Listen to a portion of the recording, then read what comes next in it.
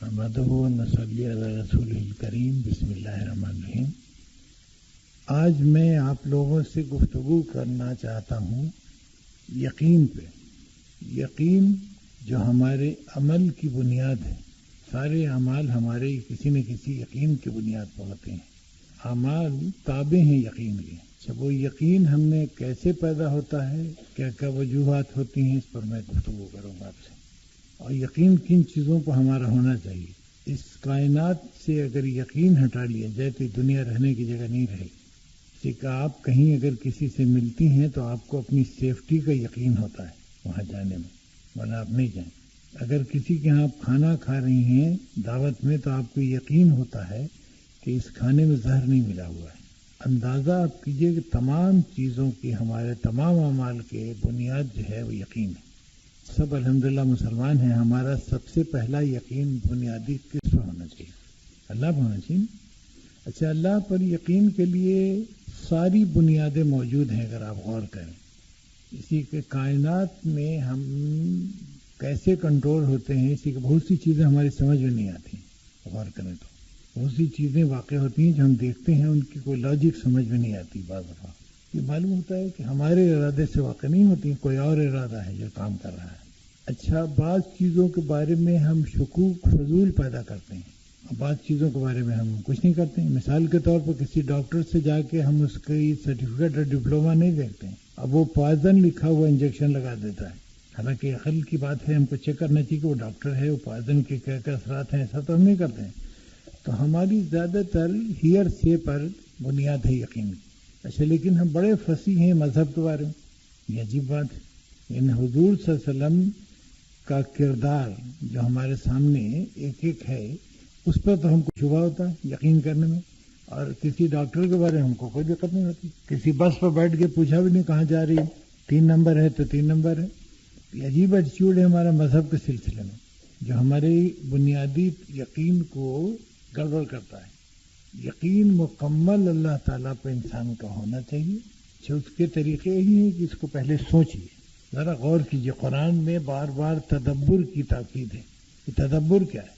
توجہ، غور، خوض۔ جب وہ ہم اس کو توجہ سے نہیں پڑھتے ہیں قرآن مجید کو۔ بے شک تلاوت کرنا بغیر سمجھے ہوئے بھی باعث ثواب ہے، لیکن اس کے وہ اثرات روحانی اور جسمانی نہیں مرتب ہوں گے جب تک آپ سمجھ کے نہ پڑھیے۔ اچھا، یہ کیوں پڑھیے؟ جب پڑھیے گا تو اس سے آپ کی یقین کو جلا ہوگی، آپ کو فائدہ ہوگا پڑھنے سے۔ اچھا، دنیا کے بہت سے کام ہیں، یعنی ڈاکٹر کی مثال جس میں اپنی جان خطرے میں ہے، جیسے ہماری اولاد جس کے لیے ہم دنیا آخرت سب خراب کرتے ہیں، اس کے بارے میں ہمارے پاس کیا ثبوت ہوتا ہے؟ کسی نرس کا اسٹیٹمنٹ جو بتاتی ہے کہ تمہارا بچہ ہے، وہ نرس ہماری واقف بھی نہیں ہوتی، ہم سے جانتے بھی نہیں، اس کے کردار کی کوئی ضمانت نہیں دیتا ہم کو۔ اچھا، تو حضور صلی اللہ علیہ وسلم کی بات ہم کیوں نہ مانیں جبکہ ان کے کردار میں کہیں پر گڑبڑ نہیں؟ دوسرے ایک سیریز میں لوگ آتے رہے ہیں اس کائنات میں جو پیغمبر ہیں، جو ہم کو اس کا جواب دیتے ہیں کہ ہمارے پاس اس دنیا کے جتنے اعمال ہیں ان کے لیے ہم جواب دیں اپنے دوسرے عالم میں۔ جب اس کی روشنی میں ہم کو اپنا مقصد متعین کرنا چاہیے زندگی میں کہ آخر ہمارے یہاں مقصد کیا ہے، اس کائنات میں ہم کس لیے بھیجے گئے ہیں؟ اگر اللہ ہے بھی تو ہم کو کس لیے بھیجا؟ کیا کام میرا؟ کھانا کھائیں، سوئیں اور مر جائیں؟ ایسا نہیں ہے۔ ہمارا یہاں وجود تعمیر بہتر کے لیے ہے، اس کائنات کو بہتر بنانا ہے ہمارا وقت، اس کی خرابیاں دور کرنا ہے، خوبیاں پیدا کرنا ہے، یہ ہے مقصد حیات ہمارا۔ اس میں ہم کو جائزہ لیتے رہنا چاہیے اپنا کہ ہم کیا کنٹریبیوشن کر رہے ہیں، ہم اپنا حصہ ادا کر رہے ہیں اس معاشرے کو۔ دیکھیں، آپ ساری عورتیں ہیں جن کے گود میں بچے پلتے ہیں، یہ پوری قوم آپ سے گزرتی، آپ نے وہ کنٹریبیوشن کیا جو آپ کا کردار ہونا چاہیے تھا اس میں۔ اگر نہیں کیا ہے تو آئندہ کیجئے، آئندہ موقع ملے گا۔ ایک قوم آپ کی گود میں پلتی ہے، بدماش کی بھی مائیں ہوتی ہیں اور دیندار کی بھی مائیں ہوتی ہیں، مائیں تو سب کی ہوتی ہیں۔ آپ بچے کو ایک دفعہ کہتی ہیں کہ اس کو کہتے ہیں انڈا، ساری عمر وہ انڈا کہتا ہے۔ اس طرح سے اس کے عقائد، اس کے یقین کو آپ پختہ کرنے میں بڑا پارٹ ادا کرتے ہیں۔ کہ پہلا امپریشن جو ہے اس پر جو پڑتا ہے وہ ماہی کی طرف سے۔ باپ اتنی توجہ نہیں دے سکتا ہے بچوں پر، یعنی سب چیز پر اس کے کھانے رہنے سب پر توجہ دی جائے، لیکن یہ بھی کہ اس کی تربیت روحانی کریکٹ ہو رہی ہے جس بچے کو ماں نے ایک دفعہ یقین دلا دیا کہ اللہ ایک ہے، وہ سب کچھ ہے، وہ کبھی نہیں پلٹے گا۔ یہ آپ لوگوں کا انتہائی اہم رول ہے، جس کے آپ کو بے انتہا ثواب بھی ہے اور صدقہ جاریہ ہے۔ اسے کہ اگر آپ کی گود میں ایک بچہ ایسا پلا جو تمام تر یقین سے مرصع ہو، تو وہ دوسرے لوگ اور پیدا کرے گا۔ تو یہ نسل آپ کا کنٹریبیوشن ہے جو صدقہ جاریہ ہے۔ جیسے آپ نے ایک درخت لگا دیا، بلکہ درخت بھی 2-4-50 سال کے بعد 100 سال کے بعد ختم ہو جاتا ہے، انسانی نسل تو جاری ہے۔ یہ خصوصی توجہ کی ضرورت ہے آپ لوگوں کو اس پر کہ آپ ذرا غور کریں کہ آپ اپنا کنٹریبیوشن کر رہی ہیں کہ نہیں کر رہی ہیں اس معاشرے میں۔ چاب رہا کہ یقین پیدا کرنے کے لیے جیسا میں نے بتایا کہ سب ریزننگ سے اچھا، اس کا آپ دیکھیے اس کو پازیٹیو انداز۔ اللہ تعالیٰ نے ہمارے سسٹم میں 2 خاص سسٹم نصب کر دیے ہیں روحانی۔ ایک نظام کو کہتے ہیں ہم پوسٹ آڈٹ سسٹم، جو ضمیر ہے ہمارا، اور ایک ہے پیری آڈٹ سسٹم۔ یا پوسٹ آڈٹ سسٹم کی پابندی کریں گی، اس کو رسپانس دیں گی، تو اللہ تعالیٰ دوسرا سسٹم جو پری آڈٹ سسٹم ہے اس کو ایکٹیویٹ کر دیتا ہے آپ کے سسٹم میں۔ پوسٹ آڈٹ کا جو نظام ہے وہ آپ کے ایکشن کے بعد شروع ہوتا ہے۔ آپ نے کوئی غلطی کر دی، اس نے بتایا کہ یہ غلط ہوا۔ اچھا، پری آڈٹ آپ کو وقت سے پہلے جگاتا ہے، بھائی یہ جو تمہارا ارادہ ہے یہ غلط ہے، اس میں یہ نقصان ہے۔ تو پھر آپ کا اگر یقین پختہ ہو گیا اور آپ کا مقصد اعلیٰ یہی ہوا کہ اللہ تعالیٰ کی رضا حاصل کی جائے اس کائنات میں، تو یہ آپ کو اس پر چلنے کے لیے اللہ تعالیٰ نے یہ 2 سسٹم بنا کے دے دیے ہیں آلریڈی۔ آپ کام لیں اس، یہ آپ ہی کی مدد کے لیے سسٹم ہے۔ اچھا، پھر اللہ تعالیٰ نے اصول بتائے ہیں کہ ہم کس طرح سے خوش رہتے ہیں اور تم اچھی زندگی کیسے گزارو۔ اچھا، اس کو کچھ ناسمجھی سے ہم بہت ہی سخت سمجھتے ہیں، مطلب ہم بہت سے رولز کو بہت سخت سمجھتے ہیں، لیکن دنیا میں کوئی ایسی چیز ڈسپلن میں نہیں جو ساری کی ساری آپ کو آسان ہو۔ کچھ پابند تو ہونا پڑتا ہے نا۔ یہ تصور کسی ایسی آزادی کا جس میں آپ کو ساری کھلی چھٹی ہو، ایسا کوئی بہتر نظام نہیں ہو سکتا اس سے مرتب، اس سے ہمیشہ گڑبڑ نظام ہو۔ پابندیاں ضروری ہیں۔ جیسے آپ صبح کو اٹھنے کی پابندی آپ کا نہ ہو تو کھانا وانا کیسے پکے، لوگ جائیں کیسے، سارا سسٹم بگڑ جائے گا۔ پابندی تو آپ کو ڈالنی پڑے گی، چاہے ڈالے یا نہ ڈالے۔ تو پابندی نہایت ضروری ہے۔ دیکھیں، نماز کا نظام آپ کو اوقات کا پابند بناتا ہے، ایک فائدہ یہ بھی ہے، اور بڑے فوائد ہیں۔ وہ آپ کو ڈسپلن کرنے میں مدد دیتا ہے۔ روزہ آپ کو ضبط نفس سکھاتا ہے۔ یہ سب چیزیں اللہ تعالیٰ نے آپ کو ایک بہتر انسان بنانے کے لیے رکھ دی ہیں آپ کے لیے۔ مقصود اس سے ہی ہے کہ آپ ایک ایسی انسان ہوں جو تعمیری رول اپنا اس معاشرے میں ادا کر سکیں۔ اب دیکھیں نا، صدقہ یعنی اللہ تعالیٰ نے نماز پڑھوائی، فرض کیا ہے نا، زکوٰۃ دلوائی 2.5% یہ فرض کر دیا ہے، روزہ 30 دن کا فرض کر دیا ہے۔ صدقے کی بڑی تاکید ہے جگہ جگہ قرآن مجید میں، حدیث میں، لیکن وہ فرض نہیں کیا گیا۔ یہ خاصی سوچنے کی بات ہے کہ ایسا کیوں؟ اتنی تاکید ہے اللہ کی طرف سے زکوٰۃ پہ، تو اس کو فرض کیوں نہیں کر دیا اللہ نے؟ اگر ہم 2.5% زکوٰۃ دیتے ہیں تو 1% صدقہ بھی دیتے تھے۔ تو آپ جب غور کریں گے تو آپ کو اندازہ ہوگا کہ اس میں ٹیکنیک یہ ہے کہ انسان کی سب سے بڑی جو صفت ہے وہ ہے اپنے کاسٹ پر دوسروں کے لیے راحت مہیا کرنا۔ اپنے کاسٹ پر دوسروں کے لیے راحت، اسی کو صدقہ کہتے ہیں۔ اچھا، صدقہ کے سلسلے میں کوئی پرسکرپشن ایسا نہیں کہ 1% یا 5% یا 3% یا اس قسم کا، اسی کی یہ کوانٹیفائی کیا نہیں جا سکتا ہے، کس کی ضرورت کتنی ہے، کیا موقع ہے۔ اور حضور صلی اللہ علیہ وسلم نے فرمایا نا کہ کسی کی آمد پر یعنی اس کے لیے مسکراہٹ بھی صدقہ ہے، جس سے اس کو احساس ہو کہ وہ ویلکم ہے۔ اچھا، اس کے نہ کوئی جگہ کا تعین کیا جا سکتا ہے، نہ مقدار کا تعین کیا جا سکتا ہے، اس لیے اللہ تعالیٰ نے چھوڑ دیا۔ اچھا، اس کی قدر دنیا کا انسان بھی کرتا ہے، اور اللہ کے ہاں تو قدر ہے اس کی کہ آپ اپنے کاسٹ پر کسی کی مسرت راحت کا سامان پیدا کریں، انسٹنٹ ریلیف کا، تو وہ بندوں کو بھی اللہ کو پسند ہے اور اللہ تعالیٰ کو پسند ہے۔ تمام فرائض کے بعد جو عمل اللہ تعالیٰ کو سب سے زیادہ پسند ہے وہ یہی ہے کہ آپ دوسروں کے لیے کس قدر مفید ہیں۔ اچھا، ہم کو اپنے کردار کا جائزہ لیتے رہنا چاہیے برابر، ہمیشہ، لیکن ہم بالا تر نہیں ہو جاتے کسی وقت۔ اچھا، ہم دوسروں کے ڈیفیکٹ دیکھتے ہیں، یہ بڑی مصیبت۔ دوسروں کے ڈیفیکٹس اگر آپ کو معلوم ہوں گے تو فائدہ کیا ہوگا؟ اگر اپنے ڈیفیکٹس معلوم ہوں گے تو آپ اس کی اصلاح کر سکتے ہیں. دوسروں کو معلوم کرنے کو تو وہ حاصل نہیں سوائے اس کے کہ وہ شاید حسد کی وجہ سے ہو، بغض کی وجہ سے ہو. جو دوسری لعنت دنیا میں سب سے محبوب ترین جو آج کل ہے شے وہ ہے غیبت. محبوب ترین، جہاں بیٹھے وہ دوسرے کی شکایت ہو رہی. اچھی آپ کے نیک اعمال کو کھا جاتی ہے چیز، لیکن ہم کو احساس نہیں. حالانکہ اس کا احساس ہونا چاہیے ہم کو، اس لیے کہ بڑی سیریس چیز ہے، ہمارے اعمال کو چوپٹ کر دیتی ہے.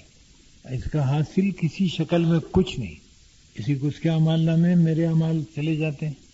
یہ مرغوب سلسلہ ہے. ہم بہت اچھی دوسری باتیں گفتگو میں کر سکتے ہیں. کسی شادی میں جانے کا یہ مقصد نہیں کہ ہم لوگوں کے کپڑوں کی میچنگ دیکھیں.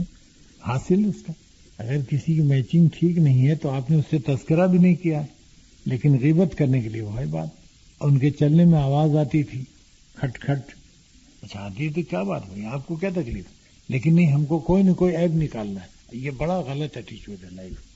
اللہ تعالیٰ کے نزدیک ناپسندیدہ ہے غیبت، بغض، کینہ. اچھا جب تک آپ کا قلب ان چیزوں سے صاف نہیں ہوگا تو انوار الہی کہاں سے آئیں گے؟ جیسے شیشہ دل جو تھا اس پر آپ نے مٹی پھیر دی تو کرن کہاں پکڑے؟ اسی لیے ہم روحانی طور پر کمزور ہوتے جاتے ہیں.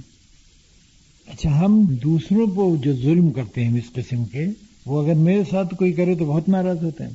بیسیکلی ہم غیر منصف مزاج ہو گئے، انصاف نہیں ہے.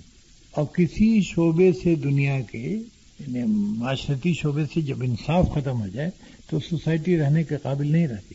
یعنی ہم اپنے بارے میں کچھ چاہتے ہیں، دوسروں کے بارے میں کچھ چاہتے ہیں. یہ عجیب انداز ہے. جیسے بیٹے کی شادی کرنے جا رہے ہیں تو بہو میں ہماری ساری صفات چاہیے جو کسی ایک لڑکی میں ملتی نہیں. عجیب اسٹینڈرڈ. اب بیٹی کے سلسلے میں اگر رشتہ تلاش ہے تو دوسرے لوگوں کو بڑی شکایت ہے کہ سب یہ پتہ نہیں کیا ڈھونڈ رہے ہیں، حالانکہ ابھی 6 مہینہ پہلے آپ خود ڈھونڈ رہے تھے ان سے زیادہ. تو یہ بڑی بے انصافی ہے. اچھا معاشرے میں جب بے انصافی رہے گی تو کہاں سے ترقی ہوگی اس کی؟ تو کوشش انسان کو کرنی چاہیے کہ خدا کی رضا کے لیے جو تقاضے ہیں اس کے وہ پورے کریں. اچھا ریئیکٹ نہ کریں. ہم لوگ بڑی جلدی ریئیکٹ کرتے ہیں. اللہ تعالیٰ معافی کو پسند کرتا ہے، ہم بدلے کو پسند کرتے ہیں. عجیب لوگ. اور پھر اللہ تعالیٰ کو خوش بھی کرنا چاہتے ہیں. یعنی آپ ہم کو کھانے پر بلائیے اور وہ چیز کھانے میں پکا دیجیے جو میں کھاتے ہی نہیں ہوں. یہ اچھا خاصا مذاق ہے نا. اس طرح کے جو چھوٹی چھوٹی معاشرتی برائیاں ہیں ان پر توجہ دینا چاہیے. اور عورتیں اس میں بڑا ہی عمدہ پارٹ پلے کر سکتی ہیں اگر اپنے کو سنبھال لیں. ان چیزوں پر غور کرنے کی ضرورت ہے جس کے قرآن آپ کو بار بار دعوت دیتا ہے کہ غور کرو، تدبر کرو، انصاف قائم کرو معاشرے میں. یہ ڈوئل اسٹینڈرڈ سے نہیں ہو سکتا. آپ کو ضرورت ہے کہ آپ اس کے لیے ایک اسٹینڈرڈ بنائیں. اللہ کی رضا آپ کو 100% معلوم ہے، کوئی ابہام نہیں ہے. اللہ تعالیٰ کس چیز سے خوش ہے، کس چیز سے ناخوش ہے، اس میں کوئی ابہام نہیں ہے. آپ کو ٹوٹلی صحیح اسی واضح انداز میں کنوے ہوا ہے. اب آپ کا یہ کام ہے کہ اس کو فالو کریں اب پوری نیک دلی سے. اچھا یقین کے بارے میں نے جیسا عرض کیا کہ یقین پیدا ہوتا ہے کوشش سے، اپنی بھی کوشش ہے. ایک دفعہ فخر الدین رازی بڑے امام گزرے ہیں فلاسفر اسلام کے، وہ ایک سمپوزیم میں تقریر کر رہے تھے تو انہوں نے خدا کے وجود پر 268 دلائل دیے کہ خدا ہے. 268 بڑا امپریس ہوئے لوگ. تو ایک بدو اس مجمع میں اٹھا، اس نے کہا کہ لا حول ولا قوت، میں نے اللہ تعالیٰ کو بغیر دلیل کے مانا. ظاہر یہ بڑے پڑھے لکھے آدمی تھے، بڑی جاہلانہ بات ان کو نظر آئی کہ بھئی یہ کیا بات ہوئی. یعنی ان کے دل پہ ایک اثر ہوا کہ بڑی جاہلانہ بات کی اتنی اچھی پڑھی لکھی مجلس میں. تو ان کے انتقال کا جب خود وقت آیا فخر الدین رازی کے، نزا کے عالم میں شیطان اپیئر ہوا. اس نے ان کو بتایا کہ رازی تم جیسا فلاسفر پڑھا لکھا آدمی تم بھی یقین رکھتے ہو خدا ہے. انہوں نے دلائل دیے 268 کے 268 کاٹ دیا اس نے. ایک وہاں پر کوئی صاحب دل بزرگ تھے، ان کے منہ پر چھیٹا مارا. انہوں نے کہا بے وقوف بدو والی دلیل دے. بدو والی دلیل کا تو پھر کوئی جواب نہیں، یہ بغیر دلیل کے مانا. لیکن دلائل ہیں اللہ کی ماننے، حالانکہ ہم کو بے دلیل کے ایکسپٹ کرنا چاہیے. یعنی ایمان کا تقاضا یہ ہے کہ ہم کو اس میں کوئی آرگومنٹ کرنے نہیں چاہیے. اسی کے فیکچوئل ایویڈنسز نیچر نے اتنے پیدا کر دیے ہیں کہ ہم کو مزید کسی قابلیت کی ضرورت نہیں ہے. اچھا، قرآن جس معاشرے میں نازل ہوا تھا وہ بہت ہی پڑھا لکھا نہیں تھا، یعنی بہت سے لوگ تو لفظ بھی نہیں پہچانتے تھے، تو انہوں نے سمجھا نا قرآن کو، تدبر کیا، اس کو کر کے دکھایا. یقین آپ میں بڑی قوت پیدا کر دیتا ہے، شک آپ کے لیے معمولی سے معمولی چیز کو دوبھر کر دیتا ہے. اچھا، برائی کو بھلائی سے کاٹنا چاہیے، برائی کو برائی سے آپ نہیں کاٹ سکتے. ہمارے یہاں کے جو پولیس والا اصول ہے، برائی سے کبھی نہیں کٹ ہوگا، امپروومنٹ نہیں ہوگی. جیسے پہلے میں نے بتایا تھا نا کہ ہیومن ڈیلنگ کے لیے قرآن میں 2 فارمولا ہے. ایک تو کل وتھ کائنڈنس، اگنور گریسفلی.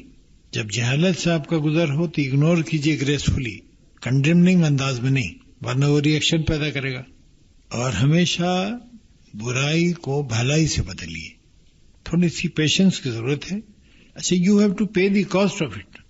کسی وقت آپ کو پے کرنی پڑے کاسٹ. ہر کام آسان ہے لیکن اس کی قیمت ادا کرنی پڑتی ہے. آپ اگر دنیا میں ایک مکان بنائیے تو بہت سے مناظر سے آپ کو گزرنا پڑے گا پیسے کے علاوہ، فکر مہیا کرنا لوگوں کو، مٹیریل. تو جنت کا گھر بھی فری میں نہیں بٹتا ہے، you have to pay its cost. اس کے بغیر ممکن نہیں ہے، اس کے اصول ہیں.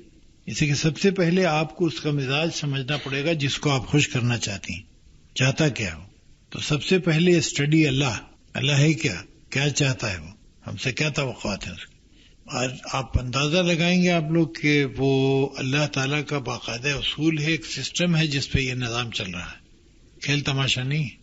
ہم جہاں پر فٹ ہیں وہاں ہم اپنا پرفارمنس کیسا دے رہے ہیں اس کا ذمہ دار ہے، اس کا جائزہ لیتے رہنا چاہیے.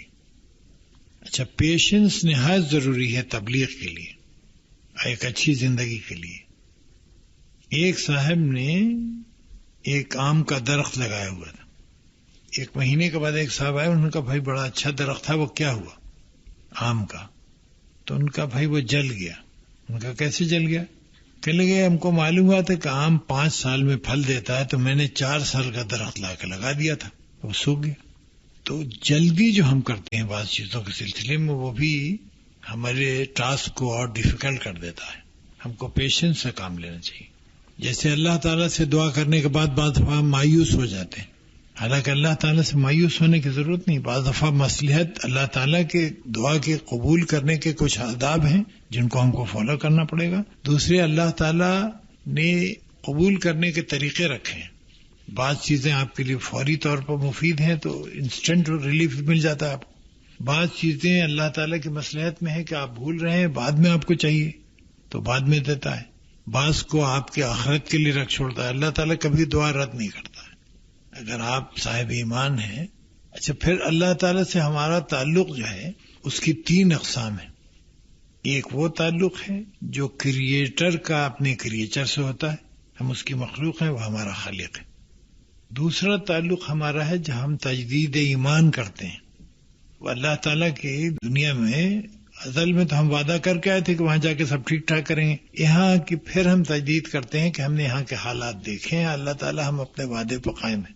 تو پھر ایک اور تعلق ہمارا پیدا ہوتا ہے اللہ سے، ہے نا. اور ایک ایکسکلوسیو تعلق ہے بندے کا خدا سے، ایکسکلوسیو. اس لائن پر دوسرا نہیں ہے، جس کو روحانیت وغیرہ کی ڈیولپڈ شکل کہتے ہیں. اچھا، باقی جو اسکول ہیں آپ کے تصوف کے، جو چیزیں آپ لوگوں کو کبھی کنفیوز کرتی ہوں گی، یہ سلسلہ روحانی ہے، وہ سلسلہ روحانی ہے، وہ اس کی اسلام میں کوئی سند نہیں، کبھی کوئی سند نہیں. سلسلے چشتیہ، قادریہ، بدریہ، اس قسم کا کوئی اسلام میں تصور نہیں. یہ سب بات کی چیزیں ہیں، میں ان کو ریجیکٹ نہیں کر رہا ہوں، لیکن ہیں یہ بات کی چیزیں. اچھا، ان میں اکثر و بیشتر لوگ بعض دفعہ شرک اور بدعت میں مبتلا ہو جاتے ہیں، اس سے بہت بچنا چاہیے.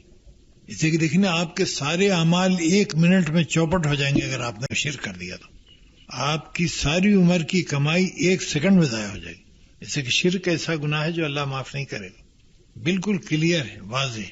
حضور صلی اللہ علیہ وسلم نے اس خدشے کا اظہار کیا تھا کہ ہم کو اپنی امت سے شرک کے جلی کا تو کوئی خطرہ نہیں، یعنی کھلم کھلا شرک، لیکن شرک خفی کا خطرہ ہے، چھپا ہو.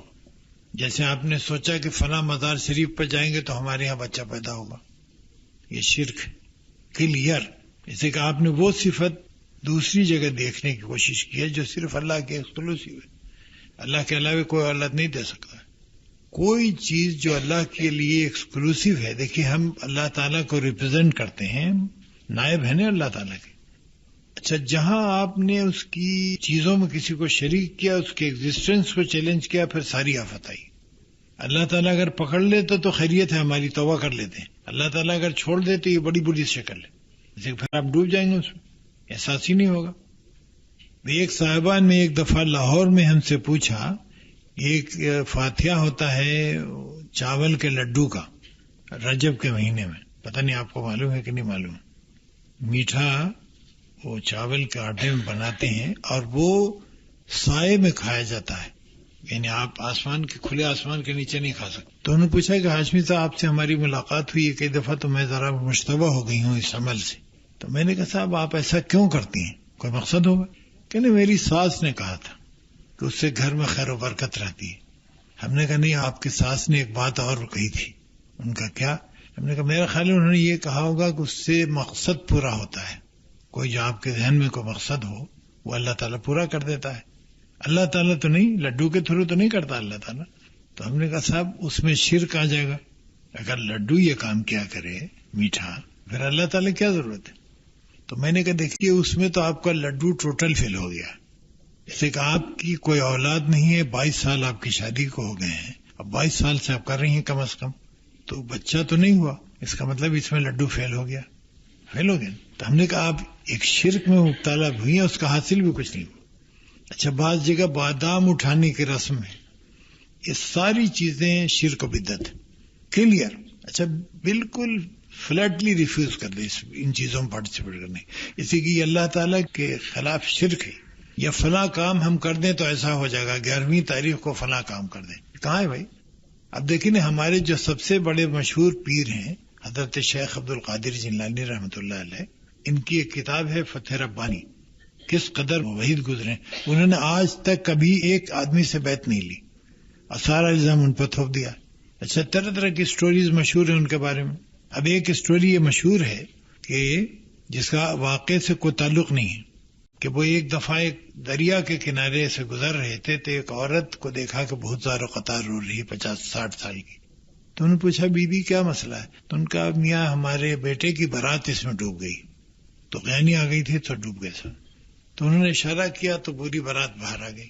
اب ذرا غور کیجئے، کسی پڑھے لکھے آدمی کے سمجھ میں بات آئے گی؟ اچھا، یہ اللہ تعالیٰ کے تمام نظام میں دخل ہے نا. اللہ تعالیٰ پسند کرے گا؟ کوئی اللہ کا پسندیدہ بندہ اگر اس کو طاقت بھی دے دے، اللہ تو نہیں کرے گا. اچھا، اب ذرا غور فرمائی کہ مسائل کتنے پیدا ہو گئے بارات کے واپس آ جانے سے.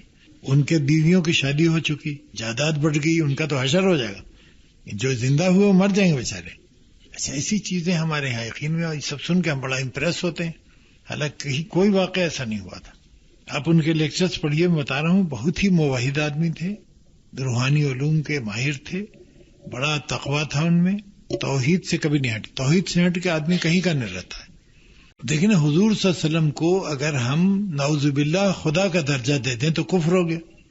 اچھا، پھر چیزوں کو ہم پوسٹ پون کرنے کے بڑے عادی ہیں. جیسے ہم پر یعنی ابھی نماز کا وقت ہے یا ابھی حج کے لیے عمر باقی ہے. عمر باقی ہے کیسے پتا ہے؟ کس بنیاد؟ ایک شعر ہے کہ زحمت جامہ زیبی کیسی، کام رفو کے اور بھی ہیں، دامن تک جب آ پہنچے گا چاہ کے غریباں تب سوچیں گے. یہ تو بڑا عجیب ایٹیٹیوڈ ہے. جب دامن تک پہنچ گیا پھٹ کر کے تو آپ سوچیں کیا؟ کام ختم. قرآن مجید میں سورہ تکاثر ہے، پڑھی ہے آپ نے، اس میں اللہ تعالیٰ نے اس کی طرف توجہ اٹھائی کہ تم بہت سی چیزوں پر لگے رہتے ہو، مسابقت میں، اس سے بڑھ جائیں، اس سے کریں، یہ کریں، وہ کریں، اور وہ اتنا تیزی سے گزر جاتا ہے جب تم ریئلائز کرتے ہو تم قبر کے کنارے ہوتے ہو، اب کچھ نہیں ہو سکتا. تو ہم کو وقت سے کام کرنے کی بھی عادت ڈالنی چاہیے، آخرت کی بھی اور دنیا کی بھی. اچھا، ترجیحات نہیں ہماری، وہ کون سا کام پہلے ہونا چاہیے کون بعد میں ہونا چاہیے، وہ ہمارا قومی مزاج ہے. یعنی آپ نے بہترین دعوت کا انتظام کیا ہے اور کھانا پکوا لیا، پلیٹ نہیں منگوائی، تو کھلائیں گے اس میں؟ حالانکہ آپ کو کھانا پکوانے سے پہلے پلیٹ اور گلاس کا انتظام کرنا چاہیے تھا. اس قسم کی حرکت ہم بہت کرتے ہیں. پہلے والا کام بعد میں اور بعد والا پہلے. اچھا، اس میں زندگی کا بھی ستیاناش ہوتا ہے اور آخرت بھی. اچھا، آخرت پہ یقین، اللہ تعالیٰ پہ یقین کا سب سے بڑا فائدہ یہ ہوتا ہے کہ ہم ان چیزوں کا اہمیت زیادہ دیتے ہیں جو توجہ طلب ہیں، جو اہمیت کے حامل ہیں. ہماری ترجیحات میں بھی نظم و ضبط پیدا ہو جاتا ہے، ایک اصول ہم بنا لیتے ہیں. اچھا، ہمارا مقصد حیات ہی بدل جاتا ہے. لیکن ایک انسان جس کو اپنی آخرت کا تصور اس کے ذہن میں نہیں ہو تو وہ آخرت کے لیے کاہے کام کرے گا؟ وہ سب کچھ دنیا میں چاہے گا. اس کے برعکس وہ انسان جس کو آخرت کی زندگی، اس کی لانگیویٹی پہ یقین ہے، اس کی ساری توجہ اس پہ ہوگی اور اس پہ غور کرے گا، سارا کام بھی اس پہ ہوگا. تو نہایت ضروری ہے کہ ہم اپنے یقین کو مضبوط تر کریں. اچھا، اس میں وہ کیسے یقین درست ہوتا ہے؟ میں نے بتایا کہ لاجیکلی آپ سوچئے کہ کتنا اوتھینٹک ہے جو انفارمیشن ہمارے پاس پہنچی، کتنی لاجیکل ہے. ہمارے یقین کی بنیاد لاجیکل نہیں ہے. اچھا، اس کائنات کو ہم اب تک یہ سمجھ سکے ہیں کہ ہم کچھ نہیں سمجھ سکے. جتنی ڈسکوریز ہو رہی ہیں وہ ہم کو جہالت کا اپنے یقین دلاتی ہیں. اب جیسے میں جب چھوٹا تھا تو چاند حسن کا نمونہ تھا نا، بڑی غزلیں ہیں اور بڑے قصیدے ہیں. چاند حسن کا ایک معیار تھا. اچھا، معلوم ہے کہ پتھر کا ڈھیر ہے. ہماری لائف ٹائم میں پروف ہو گیا نا کہ پتھر کا ایک ڈھیر ہے، چاند پر کچھ نہیں، پانی تک نہیں. ابھی پرسوں ترسوں خبر آئی تھی کہ پانی شاید ہے. اچھا، اب کوئی حسن وار نہیں رہا، ڈسکوریز ہوتی جا رہی ہیں. اچھا، کائنات میں گلیکسیز دریافت ہو گئی ہیں کروڑوں اس نظام میں شمسی میں، جس میں سے ایک گلیکسی کے ایک چھوٹے سے ستارے کا نام زمین ہے جس میں ہم لوگ موجود ہیں. اب اپنی حیثیت کا اندازہ لگانے. اچھا، ہم اللہ پر معترض ہیں، لیکن ہم کو کبھی اس کے انصاف پر شبہ ہوتا ہے نا. کبھی ہم ایسی سی باتیں کر دیتے ہیں جو ہم یعنی اللہ تعالیٰ کی شان میں بڑی گستاخی ہے. کبھی ہم اس کے معیار کو پسند نہیں کرتے ہیں. یہ سب خود غرضی کی نشانی ہے. آپ اگر کسی ایک انسان کو خوش کر کے ہم کو دکھا دیں سال بھر تو میں انعام دوں. اللہ تعالیٰ وہ ہے جس کو خوش کرنا نسبتاً ایک انسان سے زیادہ آسان ہے. آپ غور کیجئے گا، اس لیے اس کا مزاج سیٹ ہے، اس کو کوئی وری نہیں ہوتی ہے، کوئی پریشر اس کو نہیں ہوتا ہے، کوئی موڈ اس کا بنتا بگڑتا نہیں ہے. اس قسم کی بات نہیں ہے. تو ہمارا بنیادی مقصد حیات ہی یہی ہے کہ میں اللہ تعالیٰ کی رضا پر ہم قائم ہو جائیں اپنے اعمال سے. اچھا، اعمال کے لیے یقین ضروری ہے. یقین نہیں ہو تو عمل کوئی ہوئے گا نہیں. یعنی ہم اس فکر میں ہیں کہ 1999 کے دسمبر میں یہ ہوگا تو کیا ہوگا. ارے بھائی، پتہ نہیں ہم ہوں گے کہ نہیں ہوں گے. اپنے بارے میں یقین نہیں، دوسرے حالات کیا ہوں اللہ جانتا ہے. فکر کرنا اچھی بات ہے، لیکن فکر کرنے کا یہ مطلب نہیں کہ ہم اپنا پریزنٹ ستیاناش کر دیں. جس قوم نے اپنے موجودہ وقت کی قدر نہیں جانی، وہ اس قوم کا کوئی فیوچر نہیں. ایک لاہور سے اخبار نکلتا تھا امروز، تو اس پہ ایک شعر لکھا ہوا تھا، وہ قوم نہیں لائق ہنگامہ فردا جس قوم کی تقدیر میں امروز نہیں. جو آج کی امپورٹنس نہیں جانے گا اس کا کل نہیں. اچھا، ہم چائے تک پینے کو انجوائے نہیں کرتے ہیں. جو چائے لگژری ہے، چائے نیسیسٹی نہیں لائف. اچھا، تو پئیں اس کو قاعدے سے. کہاں کہاں سے ہم لطف اندوز ہوتے ہیں زندگی میں، اس کو بھی انجوائے نہیں ہم کرتے ہیں. تو انرجی نہیں ملتی، ہم نتیجہ کے ٹینس ہوتے ہیں. اور ٹینس آدمی کوئی تعمیری کام نہیں کر سکتا ہے. ریلیکس رہیے. کسی نے آپ کو ایک جملہ کہہ دیا، اس کو اتنا ہی امپورٹنس دیجیے جتنے کے ضرورت ہے. اس کے لیے پوری رات سوچنا ضروری نہیں ہے. کوئی بھی تنقید کرتا ہے تو ہم کو سب سے پہلے اپنا جائزہ لینے کی ضرورت ہے کہ واقعی تنقید اس کی صحیح تھی. اگر صحیح تھی تو ہم کو ماننا چاہیے، اپنے میں امپروومنٹ لانا چاہیے. اور اگر غلط تھی تو جہالت پر مبنی تھی تو اس کو اگنور کیجیے. اس کو سوچنے کی کیا ضرورت ساری رات. اسی کو وہ رات آپ کی گئی. ناشتہ ہم ہڑبڑ میں کرتے ہیں، کھانا گڑبڑ سے کرتے ہیں. بھائی تو کیا کاہے کے لیے ہم؟ یعنی اللہ تعالیٰ نے جو ساری چیزیں آپ کے انٹرٹینمنٹ کے لیے بنائی ان کا تو کوئی فائدہ نہیں اٹھایا. حالانکہ ناشتہ آدمی کو انجوائے کرنا چاہیے. ٹھہر ٹھہر کے آرام سے کھائے آدمی، اللہ کا شکر ادا کرے. نہیں ٹھوسا کسی طرح سے آپ نے چائے پی لی، کیا بات ہوئی؟ اسی ایک ریلیکسڈ اور پیشنسی والا آدمی جو ہے وہ دنیا کو بھی انجوائے کرے گا اور آخرت بھی اسی کی ہے. میں آپ کو بتا دوں، بشرطے کہ اس کا یقین اللہ تعالیٰ پہ ہو، ایمان ہو. اور گناہ جو سب سے سیریس ہے وہی ہے اللہ تعالیٰ نے جو بتا دیا شرک. شرک سے بچیے، بدعت سے بچیے. اسی ہر حکم کی آپ اتھارٹی پوچھیے. میں اگر آپ کو کوئی نسخہ بتا رہا ہوں، کوئی وظیفہ بتا رہا ہوں یا کوئی بات بتا رہا ہوں تو ہم سے پوچھیے کہ بھئی آپ کے پاس اس کی دلیل کیا ہے، اتھارٹی کیا ہے. یہ نہیں کہ ہم نے کہہ دیا چونکہ آپ نے ہم کو اچھا سمجھا تو ہماری سب بات اچھی. یہاں احمق ہو سکتے ہیں کہیں پر، آپ کو پتا ہو سکتا ہے نہیں 5 چیزوں کا. یہ میں نے کسی سے سنا، ہم نے آگے کوٹ کر دیا بلا تصدیق کیے ہوئے. اچھا، لوگ بہت زیادہ انٹرسٹڈ وظائف میں، یہ بھی آپ نے غور کیا ہوگا، جو سب وظیفہ کرتے ہیں یعنی وہ شارٹ کٹ. حالانکہ اللہ تعالیٰ کو راضی کرنے کا کوئی شارٹ کٹ نہیں ہے، نہ لانگ کٹ ہے. یہ ایک اصول ہے، اس کو آپ کو فالو کرنا پڑے گا اپنی لائف. کوئی ابہام نہیں ہے. اچھا، دقت بعض میں ہوتی ہے تو دقت تو آپ کو you have to pay the price. اچھا، لوگوں سے سلوک ہمارا بڑا امپورٹنٹ ہے. یعنی کوئی اس لیے خراب نہیں ہے صرف کہ وہ سانس ہے آپ کی، تو یہ کوئی اصول نہیں ہے. سانسیں اچھی بھی ہوتی ہیں کائنات میں، حالانکہ یہ دنیا کا پرابلم ہے. نندیں اچھی بھی ہوتی ہیں، صرف اس لیے کہ وہ آپ کی نند ہے غلط ہے، یہ تو بہت ہی غلط انداز ہے. اچھا، دوستی کسی سے اور تعلقات اچھے کرنے میں ہم نے اپنا کیا کنٹریبیوشن کیا ہے؟ ہم کو مسرت چاہیے نا کائنات میں، ہم خوش رہنا چاہتے ہیں، تو اس مسرت کے حاصل کرنے میں ہم نے کوئی کنٹریبیوشن کیا ہے؟ اس کا بھی جائزہ لینا چاہیے نا کہ ہم کیا اپنا پارٹ پلے کرتے ہیں. گھر ہے جہاں ہم کو سکون چاہیے، بہتر ریلیشن شپ چاہیے لوگوں سے، تو اس میں میرا کنٹریبیوشن کیا ہے؟ یہ ہم صرف کرٹیسائز کر رہے ہیں. ہم اگر صرف تنقید کریں گے تو ہمارا گھر کیسے اچھا ہوگا؟ لوگ ہم پر تنقید کریں گے. اچھا، ہم سب سے چاہتے ہیں کہ لوگ ہم سے کوآپریٹ کریں، تعاون کریں، ہم تیار نہیں کسی سے تعاون کرنے کو. یہ عجیب ایٹیچیوڈ ہے. تو لوگ آپ سے کیوں کریں بھائی تعاون جب آپ خود تیار نہیں تعاون کرنے کو اپنی مسرت کے لیے، تو دوسروں کیا پڑی؟ اچھا، اس کو آپ اگر آبزرو کرنا شروع کریں آج سے کہ ہم کہاں کہاں پر اپنے طور پر غلطیاں کر رہے ہیں اور اپنی کنٹریبیوشن ادا کر رہے ہیں ایک گھر، ایک معاشرے کی بہتری کے لیے، تو آپ کو اپنے عیوب بہت ملیں گے. اچھا، ری ایکشن چیزوں پر ہمارا کس حد تک ہونا چاہیے، ہم کہاں تک چلے جاتے ہیں. لیکن کسی نے آپ کو اگر ایک تماچا مار دیا ہے تو اللہ تعالیٰ نے آپ کو یہ حق دیا ہے کہ آپ بدلہ لیجئے، ہے نا. لیکن دوسری اسٹیج پہ بتایا ہے کہ آپ کے تماچے کا وزن اتنا ہی ہونا چاہیے ایگزیکٹلی جتنا بڑا تماچا اس کا تھا. تو یو بیکم کیئرفل کہ بھائی ایگزیکٹ نہ ہوا تو مصیبت ہو جائے گی، گلے پڑ جائے گی. تو اس کی 3rd اسٹیج میں اللہ تعالیٰ نے فرمایا ہے کہ تم اگر اس کو معاف کر دو تو یہ تمہارے لیے بہتر ہے اور ہم بہتر بدلہ لیں گے. تم کیا بدلہ لو؟ یعنی ہماری نفسیات اللہ تعالیٰ سے زیادہ کون باخبر ہے اس سے؟ اس کو ریکوگنائز کیا اسلام. آپ دیکھیے کہ جتنی ہماری خواہشات ہیں دنیاوی، سب کو آپ کا دین تسلیم کرتا ہے، ایک ایک کو. صرف کہتا ہے کہ اس کو حصول کا ذریعہ جائز. کھانا آپ کی ضرورت ہے، اس کو اللہ تعالیٰ نے تسلیم کیا ہے، لیکن کہا کہ اس کو حلال ذریعے سے حاصل کرنا، اور کوئی شرط نہیں. آپ غور کیجئے، کوئی چیز کو ٹوٹلی ڈینائی نہیں کیا اسلام نے، اس کو ڈسپلن کیا ہے. اچھا، وہ ڈسپلن جو ہے وہ آپ کے معاشرے میں اچھائی پیدا کرتا ہے. اس ڈسپلن کا آپ کو خود بھی فائدہ ہے اور معاشرے کو فائدہ ہے.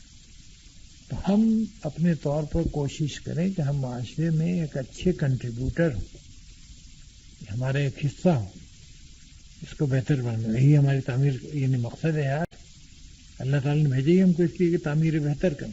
اچھا، ہمیشہ میں نے عرض کیا تھا ایک دفعہ کہ رات کو آدمی ایک دفعہ جائزہ لے کہ آج دن میں ہم نے کیا کیا گڑبڑ کی، کیا جملے کو کہہ دیے، کن چیزوں پر ہم نے اوور ریئیکٹ کیا ہے. اچھا، بہتر ہے کہ کوئی دوست ہو آپ کو، بہتر ہے جیسے کہ انسان بہت سی باتیں بولنا چاہتا ہے، کسی میں کنفائڈ کرنے کی ضرورت ہے، وہ شوہر ہو، بھائی ہو، بہن ہو، بیوی ہو، کوئی ساتھی ہو. لیکن یہ اگر آپ کو زندگی میں ایک مل جائے نا تو اللہ تعالیٰ کا بہترین تحفہ سمجھیے. اس لیے کہ دوست بڑی مشکل سے ملتا ہے. اس لیے کہ ہم لوگوں میں کوالٹی نہیں ہے دوست بننے کی، تو جو بننے کی اب اگر ہم میں صلاحیت نہیں تو دوست کہاں سے ملے گا ہم کو. لیکن چونکہ ہمارا ایک جنرل ایٹیچیوڈ ہے کہ ہم تو ناقابل تنقید ہیں، ہم تو پرفیکٹ ہیں، باقی لوگ اگر ہیں، تو نتیجہ تو اس کا ہی ہوگا کہ ہماری کوئی اصلاح نہیں ہوگی، ہم میں بہتری نہیں آئی. کسی غیر اللہ سے توقع آپ کو رسوا کرتے، ساری توقعات اپنی صرف اللہ سے رکھیں. نہ شوہر کچھ کر سکتا ہے، نہ باپ کچھ کر سکتا ہے، نہ بھائی کر سکتا ہے، نہ بیوی، نہ بچے، کچھ نہیں. بیٹے پہ کوئی بھروسہ مت کیجیے. کسی کو اگر چاہے بھی تو نہیں ہو سکتا. اپنی تمام تر توقعات اللہ کے علاوہ کاٹ دیں ٹوٹلی اگر آپ اچھی زندگی بسر کرنا چاہیں. تو ایک تو شکوہ نہیں ہوگا، آپ توقع ہی نہیں ہوگی. سارے شکوے جو ہیں توقع سے شروع ہوتے ہیں. امیدیں ساری کٹ کر دیں غیر اللہ سے اور ٹوٹل امیدیں اللہ تعالیٰ پر رکھ دیں. اللہ تعالیٰ ہمارا حاکم ہے تو ہم اس سے درخواست کر سکتے ہیں and you have to allow proper time کہ جب وہ امپلیمنٹ کر دے. آپ کے انڈر ڈائریکشن تو نہیں. اچھا پھر آپ کے اپنے بھلے برے کو آپ سے زیادہ جانتا ہے. آپ کو خبر نہیں کہ 2001 میں اسلام آباد میں کیا ہوگا، اس کو خبر ہے. اچھا جب وہ ہمارا سب سے ہمدرد ہے تب ہم کو دوسری جگہ جانے کی کیا ضرورت ہے. یہ ایٹیچیوڈ آپ رکھیں اور اس کے تماشے دیکھیں کہ آپ کا اللہ تعالیٰ پر کس قدر یقین ہوتا جائے گا اور ہر چیز میں آپ کو اللہ نظر آئے گا. اتفاقات جن کو ہم کہتے ہیں زندگی میں وہ ایسے نہیں ہوتے، یہ سب پری ارینج. اللہ تعالیٰ کی دنیا میں اتفاقات نہیں ہوتے، یہ ایک ویل ارینج سسٹم ہے. ہم کو اختیارات ہیں لیکن بقول ایک شاعر کے کہ آزاد مگر اپنی حدوں میں محدود، ہاں حلقے زنجیر تک آزاد ہیں. زنجیر ہمارے بندھی ہوئی ہے، وہ جہاں تک جاتی ہے اس تک آزاد. اچھا آزادی کا تصور ہمارے ذہنوں میں بڑا غلط ہے. آزادی اگر پابندی کے ساتھ نہیں ہے تو آزادی آپ کو برباد کر رہی ہے. ڈسپلن ہم کو زندگی میں چاہیے، تمام شعبہ حیات میں ضرورت ہے اس کی، اور یہ ہماری بہتری کے لیے ہیں پابندیاں. جیسے دیکھیں نا آپ بچوں کو کہتے ہیں کہ 6 بجے شام کو آ جاؤ، کھیل کتنے بجے آ جاؤ، یہ ڈسپلن ان کے لیے مفید ہے. اس سے آپ کو ذہنی سکون ہوتا ہے کہ بچے گھر میں 6 بجے آوے، ان کے لیے کوئی خطرات نہیں ہوتے ہیں. جو خطرات ہیں یہ پابندی اس لیے کی جاتی ہے تاکہ ہم اس کائنات میں اپنے قیام میں بہتری پیدا کریں. اچھا ایک وقت ہے جس سے ہم کو گزرنا ہے.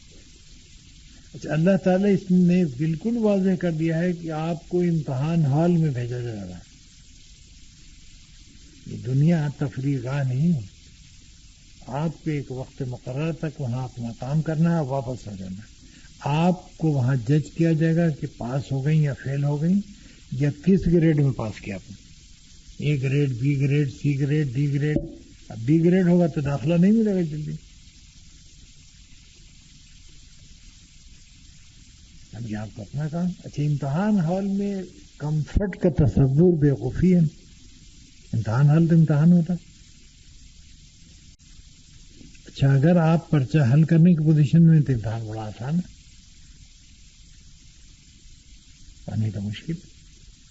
اچھا امتحان میں اس کا سامان تو کیا جا سکتا ہے کہ پنکھے لگوا دیے جائیں امتحان حال میں، گرمی ورمی لگے، لیکن آپ وہاں سو جائیں اس کا تو کوئی تصور نہیں.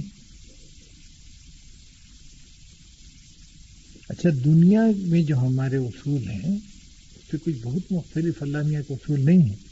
یونیورسل ٹروتھس ہیں جس پر دنیا متفق. جیسے جھوٹ نہیں بولنا چاہیے دنیا متفق، اس کے نقصانات ہم دیکھتے ہیں. اچھا یاد رکھیے کہ دنیا میں جتنے فتنے ہیں وہ صرف 2 وجہ سے پیدا ہوتے ہیں، جھوٹ اور غیبت. وہ ہم لوگوں کے پسندیدہ مشغلے ہیں. تو ہم کیسی کائنات تعمیر کر رہے ہیں؟ سب سے پہلے ہم کو اللہ تعالیٰ پر یقین کی کوشش کرنی چاہیے. اس کے لیے ہم اچھی صحبت اختیار کریں، ایسے لوگوں سے ملیں جو ہم کو مدد کریں اس یقین پر. دوسرے ہم دیکھنا شروع کریں، پریکٹس اس کی شروع کی. اللہ تعالیٰ آپ کو 24 گھنٹے دکھائی دے گا. اچھا اس کے مطابق اپنے اعمال کو ترتیب دیں. چاہیے ذہن میں ہمیشہ رکھیے کہ اس کی قیمت ہم کو ادا کرنی ہے. یہ امتحان ایسا نہیں ہے کہ جو ہم سو کے گزار دیں. سو کے نکلیے گا جب بھی 3 گھنٹے کے بعد گھنٹی بج جائے گی تو فیل ہو جائیں گے. اچھا اللہ تعالیٰ نے ہم کو بھیجا ہے اس لیے اس کائنات میں کہ ہم کوئی اپنا کنٹریبیوشن کرے تعمیر. وہ ہم کر رہے ہیں، نہیں کر رہے ہیں تو فیلیور ہوگا. لیکن وہاں مارکنگ تو ہو رہی ہے. یہ ایک مسلسل امتحان ہے. یہ نہیں کہ 6 مہینے کے بعد یا سال بھر کے بعد ہوگا. تو مسلسل ہم امتحان میں یعنی ہمارا کھانا پینا، بولنا، چلنا، لوگوں سے سلوک، یہ سب انڈر اسکرین ہے کہ ویڈیو بن رہی ہے. اچھا یہ ویڈیو جو ہے، ایک ویڈیو ہمارے سامنے ہے، اس میں صرف شکلیں ریکارڈ ہوتی ہیں، باتیں ریکارڈ ہوتی ہیں نا. اللہ میاں کا ویڈیو ہے جو نیتیں بھی ریکارڈ کرتا ہے. یعنی ہم آپ کے ساتھ اخلاق کس مقصد کے لیے کر رہے ہیں. جو یہ ویڈیو قاصر ہے اچھا یہ ساری ویڈیو فلم سامنے رکھ دی جائے گی، ہم کو انکار کی کوئی صورت نہیں ہوگی کہ ہمارا کون سا عمل کس نیت سے تھا.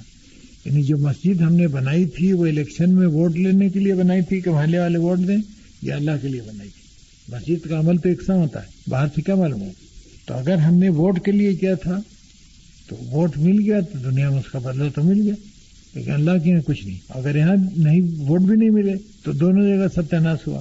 مسجد میں پیسے بھی لگے، نہ دنیا میں اس کا کوئی حاصل نہ دین میں کوئی حاصل. تو ہماری نیتیں کیا ہیں، ان کی ویڈیو اللہ ہی میاں بناتے ہیں. یہاں کوئی انتظام اب تک نہیں ہوا ہے نیت ریکارڈ کرنے کا. وہ جھوٹ ووٹ کی تو مشین ایجاد ہوئی ہے کوئی ٹیسٹنگ کی، وہ بھی کہاں تک صحیح ہے ابھی تک کچھ اوتھینٹک بات نہیں ہے، لیکن نیتیں ریکارڈ ہوتی ہیں اس ویڈیو. ہم کو انکار کی گنجائش نہیں ہوگی. اچھا بہت سی جگہ ہم کو کائنات میں ایکٹنگ بھی کرنی پڑتی ہے لمیٹڈ حد تک. وہ ہائپوکریسی نہیں ہے، در نیکنیتی سے. یعنی جیسے معلوم ہوا کہ شوہر ایک خاص چیز کو ناپسند کرتا ہے، آپ کے خیال میں ضروری کرنی، تو اس کو ذرا ڈپلومیٹیکلی سنبھال کے کیجیے. اسی کہ مومن میں فراست بھی ہوتی ہے، عقل مندی، حکمت. اچھا اللہ تعالیٰ نے جو امتحان ہم سے لیا ہے اس کی ساری کیپیبلٹی ہم نے پیدا کی تاکہ ہم امتحان دے سکیں. یعنی کوئی پرچہ سوال ایسا نہیں ہے جو ہم کو بتایا نہیں گیا ہو. اچھا ہم اپنے مزاج میں وہ تمام چیزیں محسوس کرتے ہیں جو ہم کو کرنی چاہیے. اگر کوئی چیز غلط کہی جا رہی ہے تو آپ کا دل ٹھک سے کرتا ہے کہ نہیں غلط ہے. وہ اللہ تعالیٰ کی طرف سے وہی آپ کا جو سسٹم ہے پیری آڈٹ والا، وہ خطرے سے آپ کو آگاہ کرتا ہے کہ دیکھو اس میں رسک انوالو ہے. ٹھیک ہے، کتاب میں پڑھا ہے وہ تو کوئی سند نہیں. کتاب میں تو بہت سی باتیں پڑھی ہیں، سارے قسم کی کتاب وحشتناک کتابیں شائع ہوتی ہیں. اسی لیے میں کہتا ہوں کہ ہمیشہ کوئی کتاب پڑھنے سے پہلے اوتھینٹسٹی سمجھیے کہ یا جو رائٹر ہے کس عقیدے کا آدمی ہے، کس قسم کا آدمی ہے. پڑھنے کے بعد آپ کو اندازہ ہوتا ہے کس لائن پہ جا رہا ہو. اچھا مسلمانوں میں جو سارے اتنے فرقے بن گئے ہیں اس کی بھی وجہ وہی ہے کہ شرک بدعت سے بنے گا. پہلے شرک آتا ہے، بدعت اس کے ذریعے سے سب شرائط کرتے ہیں. ایسے لٹریچر سے بھی بچنا چاہیے. یا پڑھے تو اللہ سے دعا کر کے پڑھے انسان کہ اللہ تعالیٰ ہم کو اس سے محفوظ رکھا اگر اس میں کوئی شر ہے. ابھی کچھ دن پہلے ایک صاحبہ ہماری ملاقاتی ہیں، انہوں نے ہم کو ایک کتاب دکھائی قرآن پہ. تو ہم نے کہا پھر آپ کہلے میں جاننا چاہتی ہوں کہ یعنی کیسی ہے یہ. تو میں نے کہا آپ نے کچھ پڑھا؟ تو انہوں نے کہا ہم نے پڑھا. ہم نے کہا آپ کا دل کہیں پر چھٹکا؟ ان کے ہاں 2-3 جگہ تو چھٹکا دل. تو ہم نے کہا کہ اللہ کا شکر ادا کیجیے کہ اللہ تعالیٰ نے آپ کو اتنا مضبوط کر دیا ہے کہ ایسی چیز جو غلط ہے آپ کا دل اس پر چونکے. تو ہم نے کہا یہ کتاب ایک زہریلے انداز میں لکھی گئی ہے آپ کو قرآن سے ہٹانے کے لیے، حدیث سے ہٹانے کے لیے. اچھا یہ سب چیزیں بڑی آج کل فیشن میں کہ حدیثیں چونکہ مستند نہیں پہنچی ہیں لہذا ٹوٹلی ریجیکٹ کر دیا جائے. یہ سنا ہوگا آپ نے، پورا فتنہ ہے.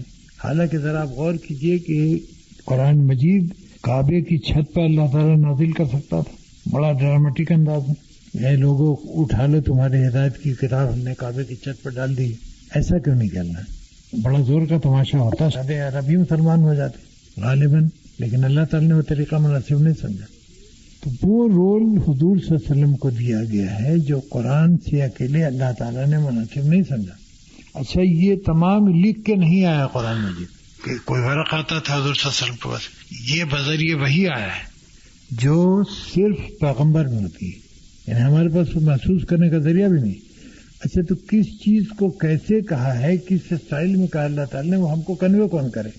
کوئی فوٹوگراف قرآن مجید میں ہم نے تو نہیں دیکھی کہ رکوع کیسے کی جائے، سجدہ کیا جائے. یہ سب تو ہم کو حدیث سے معلوم ہے کہ رکوع میں کتنا جھکا جائے، یہ کس وقت کیا جائے، کس شکل میں کیا جائے، سجدہ کس کو کہتے ہیں. تو ہم حدیث کو چھوڑ کر کے آگے نہیں بڑھ سکتے. حدیث بھی نہایت ضروری ہے. جیسے کہ اگر حضور صلی اللہ علیہ وسلم کا کوئی رول نہیں تھا تو بھیجے کیوں گئے تھے، ہے نا؟ کہ سب سے پہلے اپنا یقین اللہ تعالیٰ پر قائم کیجیے. اس کی ترکیب میں نے بتایا ہے، تو آپ سوچیں ریزنیبل طریقے سے. یہ جو دلائل ہم نے دیے ہیں اس سے آپ یقین کو لاجیکل بنا دیں گے. اچھی صحبت میں بیٹھیے، اچھی کتابیں پڑھیے جو اس میں کنٹریبیوٹ کریں.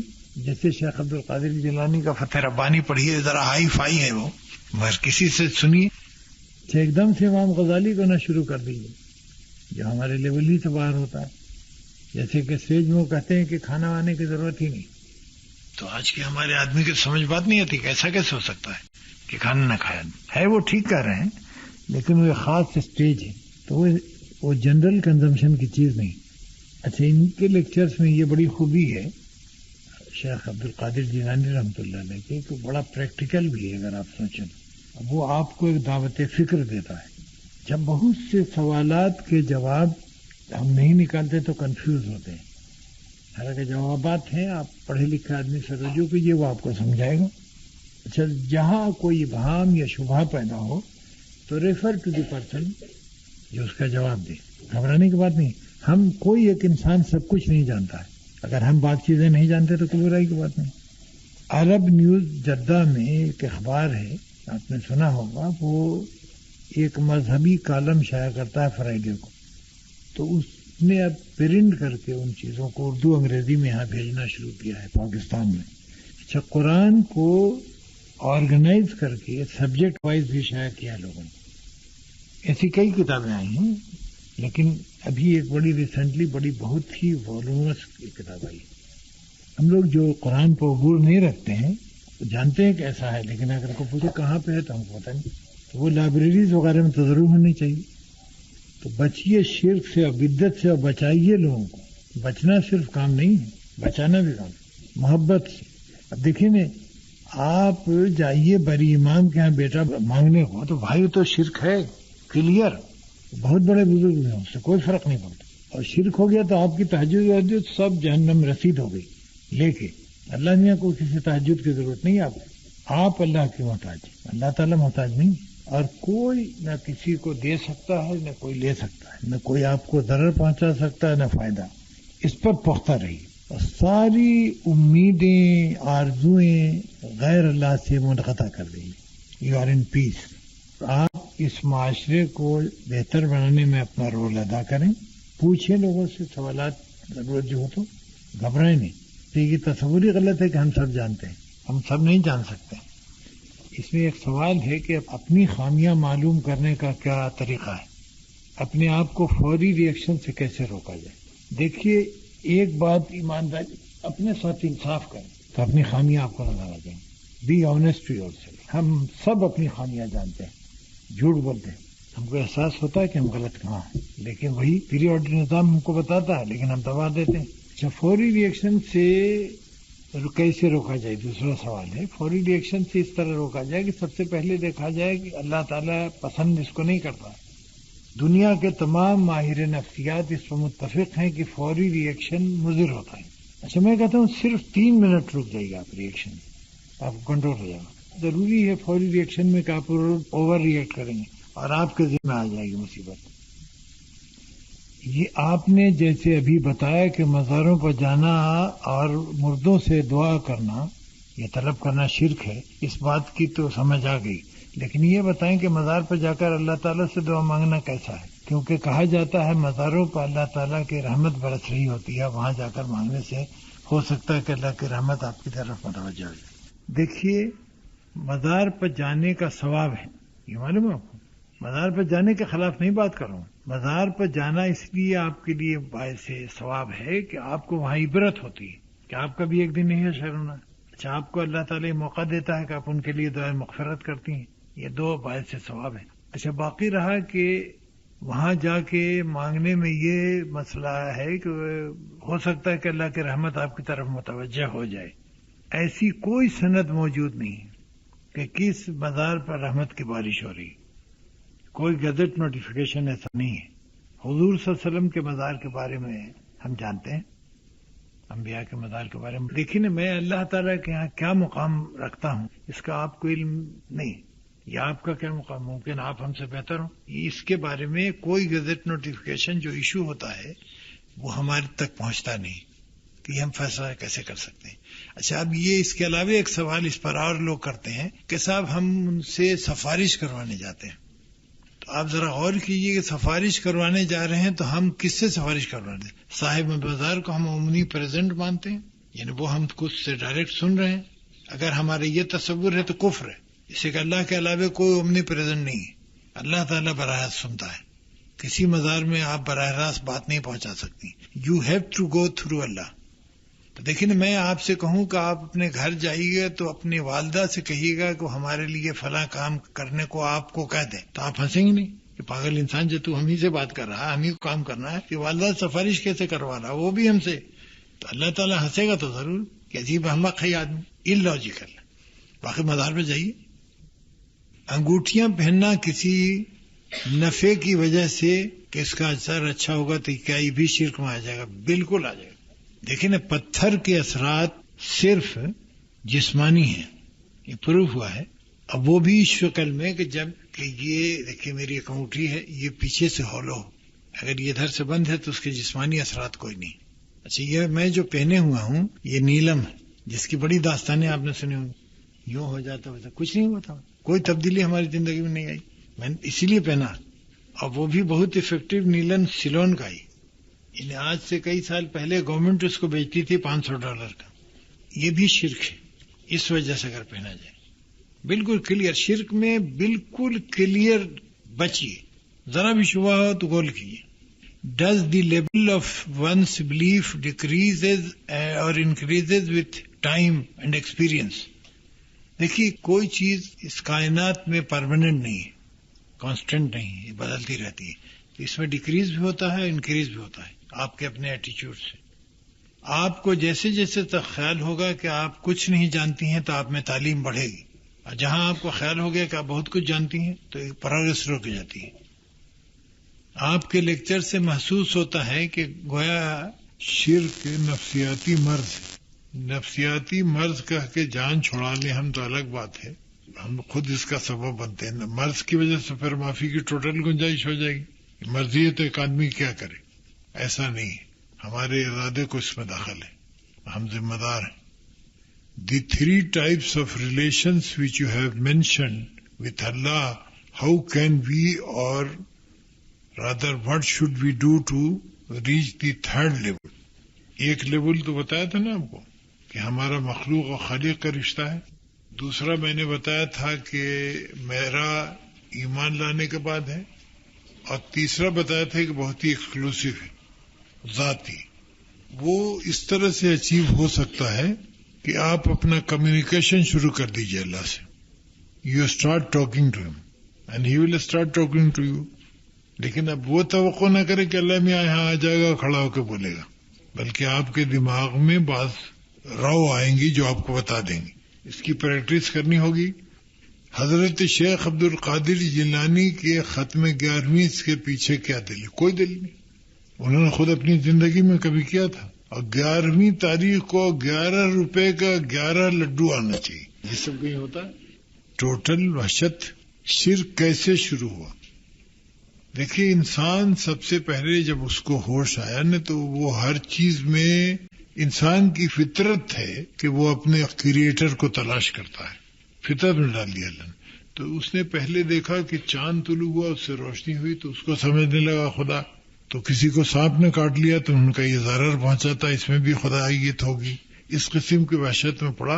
اچھا، پہلے پیغمبر جو حضرت آدم تھے انہوں نے بیسک چیزیں سکھائیں اپنی اولاد کو. کچھ دن چلی اس کا خرابی آنی شروع. جس اسٹیج پہ اللہ تعالیٰ نے دیکھا کہ اب شرک وحشت بڑھ گئی ہے تو اللہ نے پیغمبر بھیجے. اسی لیے لاکھوں پیغمبر آئے جن کے نام تک ہم کو نہیں معلوم.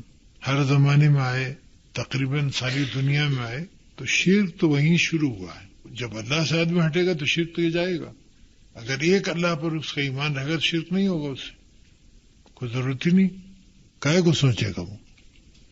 یقین متزلزل ہوتا رہتا ہے، اس سے کس طرح بچا جائے؟ لیکن آپ ذہن میں ایک بات رکھیے کہ اللہ تعالیٰ کے علاوہ کوئی دوسرا خدا نہیں ہے. آپ کے نالج میں کبھی آیا؟ خدا نہیں ہے. اچھا، کوئی اس کو ریپلیس نہیں کرتا ہے. اس پہ ایمان رکھے، متزلزل نہیں ہوگا.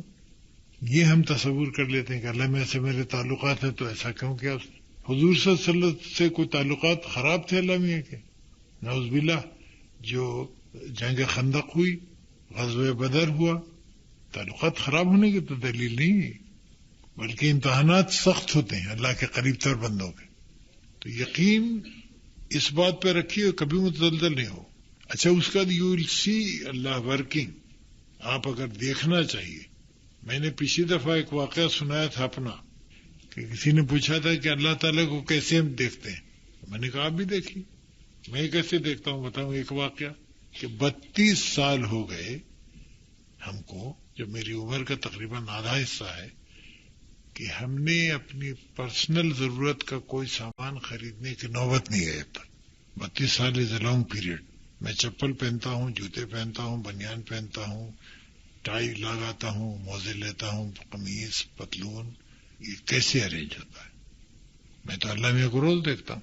آپ دیکھنے کی آنکھ پیدا کیجیے.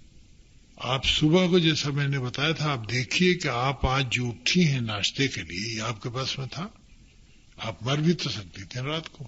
اچھا صبح کو دست آتے ہوتے، پیٹ خراب ہوتا، ناشتہ کرنے کی خواہش ہوتی. یہ کون کر رہا ہے سب؟ آپ کو خدا ہر جگہ نظر آئے گا اگر آپ آنکھ کھلی رکھیے تو. ہم کو یاد ہے کہ بہت ہی اوائل عمری سے ایک چیز محسوس کی کہ اللہ تعالیٰ کی اس کائنات کو سدھارنے میں عورت کا کیا رول ہے. تو میرا جی چاہا کہ عورتوں کی اصلاح ہونی چاہیے، ان کی انڈرسٹینڈنگ کو بڑھانا چاہیے دین کے، تو بڑی امپروومنٹ آئے گی. اچھا میں اس سلسلے میں کیا ایفرٹ کرتا ہوں؟ میری کتنی عورتوں سے ملاقات ہوتی ہے، اپنی ماں سے، بیوی سے، بہن سے، بیٹی سے، یہ سب سے ملاقات ہوتی ہے. اللہ تعالیٰ نے اس کا ایک دائرہ بڑھانا شروع کیا، اور آج آپ میرے سامنے اتنی عورتیں بیٹھی ہوئی ہیں. یہ کس نے مہیا کی؟ یعنی میں ابھی عمرے کو گیا ہوا تھا رمضان سے پہلے، میں نے جا کے خاص طور پر اللہ کا بڑا شکر ادا کیا کہ اللہ تعالیٰ میری ایک دیرینہ خواہش تھی جو تو نے پوری کی ہے، اور کر رہا، بڑھاتا جا رہا سرکل. اچھا اللہ تعالیٰ نے کلیئر کہا ہے کہ تم شکر کرو گے تو ہم تمہاری وہ نعمت بڑھا دیں. تو شکر ہم کہاں کرتے ہیں؟ لیکن ہم کو ہر وقت گلا ہے کہ ہمارے پاس BMW نہیں ہے، سوزوکی ہے، اس کا شکر ادا نہیں کر رہے ہیں. جا کے بس والوں کو دیکھو جو بیچارے لائن میں کھڑے ہیں، بارش ہو رہی. ہر اس چیز کا ہم کو گلا ہے جو ہمارے پاس اتفاق سے نہیں ہے، اور ہر وہ چیز پر ہم مطمئن نہیں ہیں جو ہے. یہ ایٹیچیوڈ جو ہے وہ ظاہر نعمتوں کو روکے گا. اللہ کے ہر چھوٹی سے چھوٹی بات میں آپ اللہ کو دیکھیے اگر آنکھ کھلی رکھیے گا. بعض دفعہ آپ کھڑی ہیں سواری کے انتظار میں، ایک سواری والا کو جانا ہوا آگے آپ کو پہنچا دیا گھر. یہ سب اللہ کی نعمتیں ہیں، اور آپ شکر کیجیے. اللہ سے قربت بھی آپ کو حاصل ہوگی، آپ کی دنیاوی طور پر بہتری بھی ہوگی. اچھا اللہ تعالیٰ سے مانگنے میں دعا عافیت مانگیے، کمفرٹ. یہ بڑی بیوقوفی کی دعا ہے کہ ہمارا ایسا مکان مل جائے، ایسی گاڑی مل جائے. وہ ممکن ہے آپ کے لیے مفید نہ ہو. اچھا کمفرٹ مانگنے میں سب کچھ کورڈ ہے. کمفرٹ اسی کو حاصل ہوگا نا جس کو ہر طرح اطمینان ہو، اس کا کوئی بچہ نہیں بیمار ہو، اس کا شوہر صحت مند ہو، اس کے ساس سسر کا سلوک اچھا ہو. کمفرٹ تو اسی کو ہوگا. تو آپ ایسی دعا کیوں نہ مانگیں جس میں سب کور ہے نا. اگر کسی کے گھر کے افراد میں ایک بندہ بھی ایسا نہیں ہو جو تعلیمات پر اسلام کے عمل کرنے والا ہو، تو ایک اکیلا انسان کس حد تک جبر سے کام کر سکتا ہے. دیکھیے ہم اپنی صلاحیت جو اللہ تعالیٰ نے ہم کو دی ہے اس کے لیے جواب دیں. ایک بات پکی، اللہ تعالیٰ ہم سے کوئی اس کا سوال نہیں کرے گا کہ دوسرے نے کیا کیا تھا. اب جیسے ایک بچہ آپ کو ملتا ہے گود میں، 3 سال تک بالکل قابو میں ہے آپ کے، تو آپ سے اس کے متعلق سوال کیا جائے گا. اچھا دوسرے فرض کیجیے کسی کا شوہر نماز نہیں پڑھتا ہے تو بیوی سے کوئی سوال نہیں ہوگا، اس کو سجیسٹ کرتے رہنا چاہیے، بس آپ کا کام ختم. بچے کے سلسلے میں آپ کو حکم ہے تھوڑی سی سختی کا بھی، وہ آپ کریں. اللہ پر یقین کیسے ہمارے دلوں میں آئے گا؟ بظاہر تو ہم مانتے ہیں، لیکن اس کے باوجود ہم بہت سی ضروریت کے وقت اللہ کا خیال نہیں آتا ہے. اس کی وہی ہے کہ اللہ تعالیٰ کو تعریف رکھے کہ لاجیکل ریزنز ہیں کہ اللہ کو مانا جائے. عقلی اللہ تعالیٰ کو مانیے. اچھا یہ اپنے کو ہمیشہ سمجھیے کہ اس کی آڈیو ویڈیو بن رہی، یعنی ہم انکار کرنے کی پوزیشن نہیں ہوں، تو یقین آپ کو بڑھتا جائے گا. اچھا ایسے لوگوں سے ملیے جن کا یقین ہے. ایک ہے سوال کہ you have just mentioned how one can recognise the negative qualities found within himself. My question is, how can we recognize the special abilities within us? اس کے لیے اپنا تجزیہ کیجیے، سیلف انالیسس. تو آپ کو اپنی خوبیاں بھی نظر آئیں گی، عیب بھی نظر آئیں گے. Self analysis. اسے کہ دوسرا کہے گا تو آپ ناراض ہوں. تو سب سے بہتر انسان جج اپنا خود ہے. اسی کو سسٹم ہمارے میں انسٹالڈ ہے آلریڈی، کوئی باہر جانے کی ضرورت نہیں ہے. آپ نے کہا کہ کسی پر توقع نہ رکھیں، امید نہ رکھیں، تو اللہ تعالیٰ نے ایک دوسرے پہ حق رکھے ہیں، تو کیا اپنے حق لینے کی امید بھی نہ رکھیں؟ بالکل نہیں رکھیں. بالکل کلیئر جواب میرا سے. آپ کے حقوق اللہ تعالیٰ پورے کرائے گا، سب اللہ سے کریں. لیکن کسی انسان کے دماغ میں بات ڈالے گا اللہ تعالیٰ وہ اپنے حقوق. آپ اپنے حقوق کی ادائیگی کے ذمہ دار ہیں، کسی کی ذمہ دار نہیں، اور نہ کسی سے توقع رکھیں. عمل کے صحیح ہونے پر یقین کیوں نہیں پیدا ہوتا؟ عمل کے صحیح ہونے پر یقین کیوں نہیں ہوگا؟ آپ اچھا کام کیجئے اور یقین رکھیے کہ اللہ تعالیٰ قبول کرے گا. یعنی آپ کا یقین اس پہ ہونا چاہیے کہ اللہ تعالیٰ نے آپ سے کوئی تفریحاً کام لیا ہے. میں حج پہ پہلی دفعہ گیا، میری عمر کوئی 32-33 سال ہوگی، تو 40ویں نماز کے بعد ہم کچھ جانے ہوئے لوگ ایک جگہ جمع ہوئے مسجد نبوی کے باہر. مسجد نبوی اس زمانے میں ذرا چھوٹی تھی، تو انہوں نے ایک صاحب نے بڑی حسرت سے کہا کہ بھائی اللہ کی مہربانی آ تو گئے، لیکن اللہ جانے کہ قبول ہوا کہ نہیں ہوا. تو میں ہنسا، تو ان کا آپ کیوں ہنس رہے ہیں؟ ہم کہا ہم کو یقین ہے کہ قبول ہوا ہے. کیسے؟ ہم نے کہا کیا بیوقوفی کی بات ہے کہ ہم سوچ رہے ہیں کہ نہیں، صحت اچھی رکھی، مر سکتے تھے، بیچ میں بیمار پڑ سکتے تھے، کیا بیوقوفی کی سوچ. ہم کہا ہم کو 16 آنے یقین ہے کہ آج ہمارا قبول ہوا انشاءاللہ. یہ ایک سوال ہے، فقیروں پیروں سے جو بیعت لی جاتی ہے یہ لوگ لیتے ہیں دوسروں سے، ان سے بیعت نہیں لیتا کوئی. اچھا یہ تو وہ بیعت لینے جو خود پکا، یعنی اگر ہم جھوٹ بولتے ہیں تو آپ سے بیعت لیں کہ آپ جھوٹ نہیں بولیں گے، اس کی کیا حیثیت ہے؟ یعنی ہمارا خود کردار بالکل صاف شفاف ہو. اچھا دوسرے ایسا کوئی انسٹیٹیوشنل وجود نہیں ہے اسلام، کوئی اتھارٹیز کی نہیں.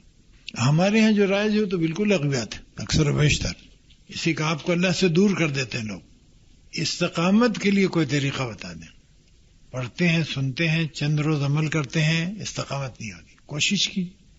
میں نے بتایا نا کہ بیسک چیز ہے کہ آپ کا اللہ پر ایمان اگر پختہ ہے تو یہ ساری شکایت دور ہو جائیں گی، اور اس کے اعتماد کرنے کے لیے سارے جوازات موجود ہیں.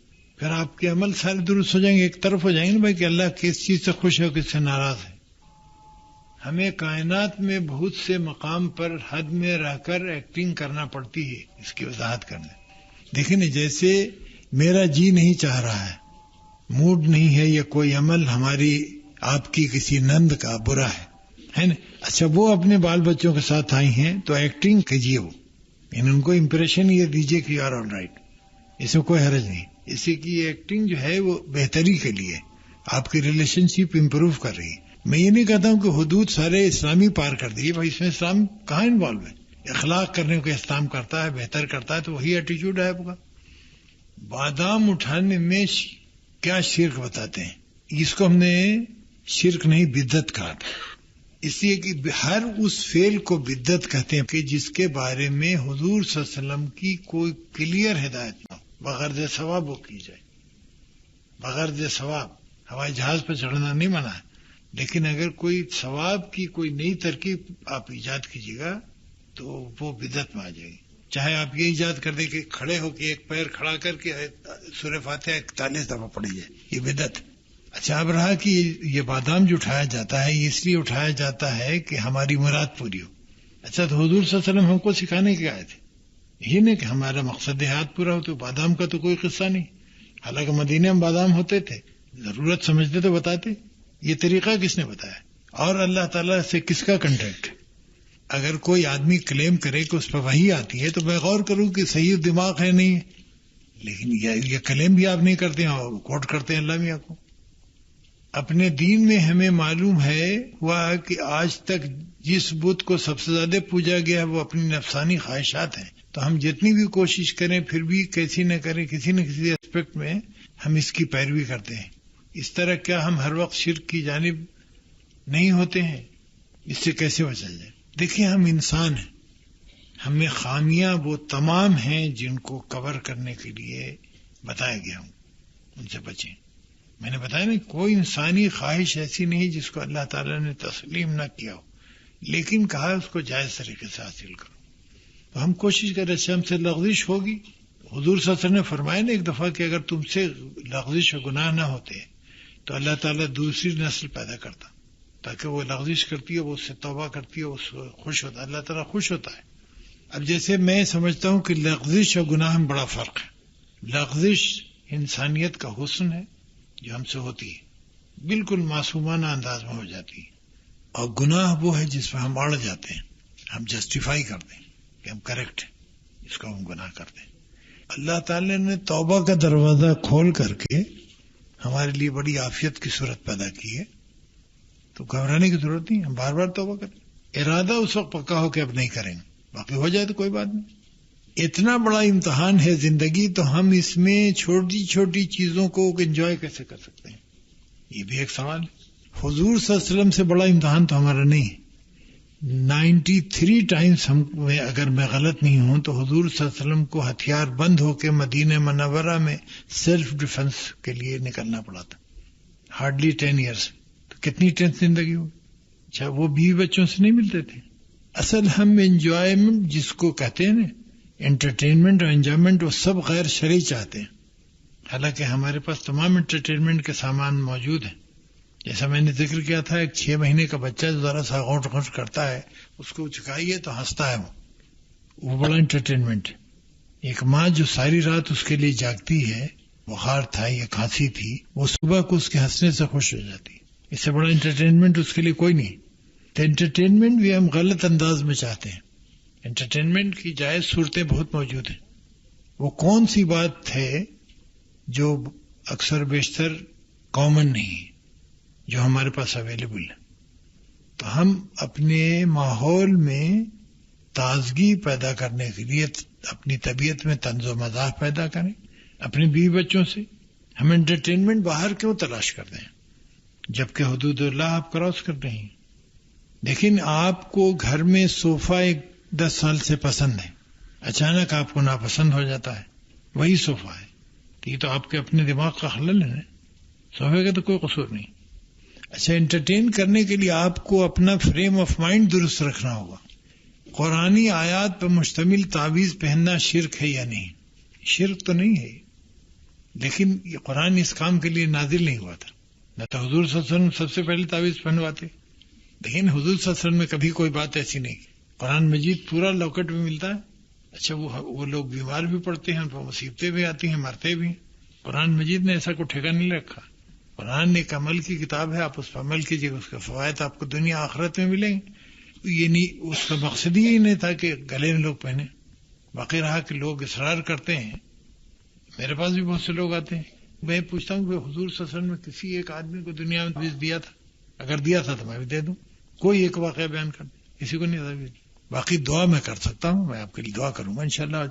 ہم اپنے بچوں کی تربیت کیسے کریں جبکہ ان کا ماحول اور میڈیا ان پر اثر کرتا ہے؟ بلا شبہ یہ ایک پرابلم ہے، اور ہم اس کو بدلنے کی کوشش کریں. ہم کریٹ کریں ایسے لوگ جس میں آپ کا بڑا حصہ ہے. یعنی اگلے 20 سال میں ٹھیک کیجیے، لیکن اگر ایک چیز آج نہیں مل رہی کل ملے. کسی کو بازاروں پر جانے سے منع کیا جائے تو جواب ملتا ہے کہ آپ ڈاکٹر کے پاس کیوں جاتے ہیں. سنا آپ نے؟ ایسا کرنے پر تو ہم انہیں کیا دلیل دیں؟ تو کہیں سب سے پہلے تو ان کا ڈاکٹر ہونا ثابت کریں. آپ کاؤنٹر کوشچن کیجیے، آپ وہ ڈاکٹر ہیں یہ پہلے ثابت کیجیے آپ، تو آپ کو ہم اجازت دیں گے. اچھا، مزار سے کیا آئے گی بھائی بات؟ زندہ آدمی کے پاس جائے گا تو کچھ بتائے گا بھی. مزار والے تو بیچارے بول بھی نہیں سکتے ہیں. تو اگر ڈاکٹر تھے بھی بیچارے تو اس وقت تو آپ کے لیے بیکار ہو گئے. یہ ہے you clarified that stones have no effect on our life but I have come across certain cases, یعنی where you have seen that. تو بھائی تو بڑے سے اتفاقات بھی ہوتے ہیں. آپ جس لائٹ میں لے لیں، جو موسٹ افیکٹو پتھر ہے نیلم وہ میں پہنے ہوں. میں ذاتی تجربے سے کہہ رہا ہوں، آپ چاہیے چچوا لیجیے، کوئی اثر نہیں ہوتا انسان. اسی کے نہیں تو بھائی آدمی قرضہ ورضہ لے کے ایک ہیرا خرید لے 2 لاکھ روپے کا، نہیں قسمت بدل جائے گی، پے کر دے گا. ایسا ہوتا ہے کہیں؟ It's not that easy. بعض اوقات ہمیں خود دین کی باتوں پر یقین ہوتا ہے، ہمارے قریب کے لوگوں میں غلط کہتے ہیں، انہیں کیسے یقین دلایا جائے؟ ان کے لیے دعا خیر کیجیے. اللہ تعالیٰ نے فرمایا نہیں کہ ہم نے جن کو گمراہ کر دیا ان کو تم راہ راست پر نہیں لا سکتے. صبر کریں. جب کسی پر جن وغیرہ کا قبضہ ہوتا ہے اور وہ زندہ پیروں وغیرہ کے پاس جاتے ہیں تو ان کے جن کو بھگا دیتے ہیں. ان کی یہ بیماری ختم ہو جاتی ہے تو آپ بھی بگا دیجیے. کہا جاتا ہے کہ عقیق پہننے سے جادو کا اثر نہیں ہوتا اور گھر میں برکت رہتی. اس کی کوئی دلیل نہیں. عقیق پہننے سے گھر میں جادو کا اثر چلا جائے، برکت آ جائے، وہ آپ کے دیکھنے کا انداز ہے. ایسی کوئی یعنی اسلام میں کوئی سند نہیں ہے میرے نالج میں. جب ہم مستقل کسی تکلیف اور ٹینشن میں رہتے ہیں تو ہماری یقین کا لیول بدلتا رہتا ہے. کبھی یقین پختہ ہوتا ہے، کبھی غلط ہوتا آنے لگتی ہے، اور ہم اپنے محنت اور وقت کو دین کے لیے لگاتے ہیں، اس کی رفتار میں کمی آنے لگتی ہے. یہ تو انسانی کمزوریاں ہیں، اس کو کور کیجیے. ہم شکر گزار ہیں، آپ لوگوں نے بہت ہی صبر سے سنا. اللہ تعالیٰ سے دعا کرتا ہوں کہ آپ کو اللہ تعالیٰ ایک بہترین مبلغ ثابت کرے، توفیق دے. آپ کے گود میں جو نسل پروان چڑھے وہ بہتر ہو، ہمارے لیے مفید ہو. اچھا، یہ صدقہ جاریہ ہے. اللہ تعالیٰ آپ کو اس کی توفیق دے، استقامت دے. پریشانی سے گھبرائیے نہیں، پریشانی تو ہوگی، لیکن پریشانی اس لیے آپ کی کم ہو جائے گی کہ کس کی خوشی کے لیے؟ اللہ کی خوشی کے لیے. آپ جب اللہ کو ترجیح دیں گی تو پریشانی نہیں لگے گی. یہ یقین کا جو اتنا بڑا ایفیکٹ ہے، یقین مانی غریب انسان وہ ہے جس کو خدا پہ یقین نہیں. سب سے مالدار وہ آدمی ہے دنیا کا جس کو اللہ پہ یقین. اس کو کیش کیجیے. اچھا، اللہ ایک ایسی قوت ہے جو کسی سچویشن میں کسی مسئلے کا حل پیدا کر دیتا ہے، اور کوئی طریقہ ایسا نہیں ایجاد ہوا ہے جو اس کو ریپلیس کر سکے. اور قیمت میں نے جیسا عرض کیا ادا کرنی پڑتی ہے اس کے لیے تیار رہیے. تھوڑی بہت قیمت تو ادا کرنی پڑے گی. گھر کے لوگ بعض دفعہ مذاق اڑاتے ہیں. بعض لوگ آپ کو کہیں کہ تم اپنی نسل کو کٹ کر رہی ہو، یہ دنیا میں کیسے زندگی لیکن وہ وہی مواقع ہیں جہاں آپ کا یقین کام آئے گا. آپ کو یقین ہوگا کہ نہیں صاحب میں صحیح کر رہی ہوں. اب دیکھیے، سارے مسلمان امیر نہیں ہوتے. کس قوم کے لوگ سارے امیر ہوتے ہیں یہ ہم کو بتائیے؟ سارے تو امیر کسی قوم میں نہیں ہوتے ہیں. چائنیز ہیں عورت جو مسلمان ہیں، انہوں نے ٹوکیو میں ہم سے پوچھا کہ صاحب ساری آفت مسلمانوں پر کیوں آتی؟ ہم نے کہا بھائی وہ کون سی انڈیویجول آفت ہے جو صرف مسلمانوں پر آتی؟ دنیا میں اکثر پر آتی. سیلاب صرف مسلمانوں کے یہاں آتا ہے، کرسچنز کے یہاں بھی آتا ہے، ہندوؤں کے بھی آتا ہے. ہم نے کہا ایک تو امپریشن آپ کا غلط ہے، دوسرے میرے خیال میں جسٹیفیکیشن اس کی ہے. میں نے کہا کیسے؟ ہم نے کہا صاحب وہاں سے ہم وعدہ کر کے چلے تھے کہ اللہ تعالیٰ کی پیروی کریں گے، وقت گزاریں گے اس کی مرضی کو. یہاں آ کر کے ہم پلٹ گئے. تو اگر دوسروں کو 20 جوتے لگے تو ہم کو 40 پیسے بھی لگنے چاہیے، ہے نا؟ اس میں شکوے کی بات نہیں ہے. اور تھوڑا بہت امتحان ہوتا رہتا ہے. امتحان ہال میں ٹوٹل کمفرٹ کا تصور بیوقوفی ہے. کارڈ بھی کمفرٹیبل بہت کر دیا تو آپ امتحان میں فیل ہو جائیں گے. آپ کو الرٹ رکھنا ہے اللہ کو. اچھا، اللہ تعالیٰ کہتا ہے کہ ہم جس کو چاہتے ہیں توفیق دیتے ہیں. یہ بھی کنڈیشنل ہے، اس کو بھی ہم لوگ غلط سمجھتے ہیں. یعنی اس میں خواہش کا پیدا ہونا ضروری ہے. پھر مقدر کو ہم الگ استعمال کرتے ہیں کہ مقدر میں ہی تھا. بھائی مقدر میں آپ کو کیسے معلوم کہ یہی تھا؟ آپ کو تو نہیں پتا. لیکن اللہ تعالیٰ کا اسٹیمیٹ ہے جس کو ہم مقدر سمجھتے ہیں. مقدر میں ایک ایسی چیز کا تصور پیدا ہوتا ہے کہ جو ہم پر مسلط کر دی جائے. ایسی چیز نہیں ہے. مسلط جو ہے وہ چیز الگ ہے، اور تقدیر جس کو ہم سمجھتے ہیں وہ تقدیر نہیں بلکہ اسٹیمیٹ ہے اللہ تعالیٰ. جیسے میرے ہاتھ میں 5 انگلیاں، یہ 6 ہمارے پاس میں نہیں، یہ ہمارا مقدر ہے، یہاں ہم پابند ہیں. لیکن اس انگلیوں سے کیا کام ہم لیتے ہیں یہ ہمارے مقدر میں نہیں ہے، یہ ہمارے اختیاری ہے. یعنی ہم کسی کو تماشا لگاتے ہیں اور کہتے ہیں کہ صاحب یہ اللہ میں نے مقدر ہی کیا تھا. یہ کیا بات ہوئی؟ اچھا، یہ سوالات اکثر بیشتر لوگ کرتے ہیں. لیکن جیسے وبڈا سے الیکٹرک سپلائی ہو رہی ہے تو آپ اگر کسی کا منہ جلا دیں ہیٹر سے تو وبڈا ملزم ہے یا آپ ملزم؟ اسی کہ وہ اتنی دیر کے لیے بجلی کا ایک تار آپ کے ڈسپوزل پر تھا تو آپ اس کے لیے جواب دیں، وبڈا نہیں. تو اللہ تعالیٰ کے حکم سے تو ہر کام ہوتا ہے. جیسے ایک صاحب نے ابھی کچھ دن پہلے ہم سے کہا کہ اللہ تعالیٰ جس کو چاہتا ہے اس کو مکہ بلاتا ہے. ہم نے کہا صاحب اللہ میں جس کو چاہتا ہے اسلام آباد بھی بلاتا ہے. یہ کیا بات ہے کہ نہیں؟ جس کو ہم کہا آپ کا مطلب کہ جس کو عزیز رکھتا ہے. ہم کہیں مطلب نہیں، یہ کہیں پر نہیں. ہم نے کہا ایک سے ایک بدماش جاتے ہیں. یہ کہاں پڑھا؟ بس سنتے ہمارے لوگ بیوقوفی کی بھی بات کرتے ہیں. لیکن اللہ تعالیٰ کا کرم ہوتا ہے. اللہ تعالیٰ کسی کو ہوش میں لانا چاہتا ہے اس کے لے جاتا ہے، کسی کو سارے چانسز دیتا ہے کہ شاید سمجھ جائے. کس کو بلانے میں کیا مقصد ہے وہ تو اللہ جانتا ہے. لیکن ایسا نہیں ہے کہ جس سے محبت کرتا ہے اسی کو بلاتا ہے. محبت تو اللہ تعالیٰ ہر انسان سے کرتا ہے. ہماری ساری بدماشیوں کے باوجود تو ہماری غیرت کا بھی یہ تقاضا ہے کہ ہم اس سے وفادار رہیں. ابھی میرا کھانے کا سسٹم بگاڑ دے تو ہسپتال میں ہو جائے، لیکن اگر ایک چیز کا بدن سے ہمارے اخراج بھی رک جائے تو ختم، ہم سب کچھ دینے کو تیار ہو جائیں. تو اس اللہ کو ہم بھولیں کیسے، اب بے وفائی کیسے کریں؟ اللہ تعالی ہم سب کو نیک توفیق دے، اچھے اعمال ہم سے ہوں مسلسل، ہم اپنے لیے مفید ہوں، دوسروں کے لیے مفید ہوں. صرف اپنے لیے مفید ہونا کافی نہیں، جیسے کہ پھر مقصد حیات فوت ہو جاتا ہے. ہم آئے ہیں اس لیے کہ اس کی تعمیر بہتر کریں، جو دنیا ہم نے آنے کے بعد دیکھی تھی اس سے بہتر دنیا چھوڑ کے جائیں. اس میں ہمارا رول کیا ہے؟ شکریہ آپ لوگوں کا. السلام علیکم.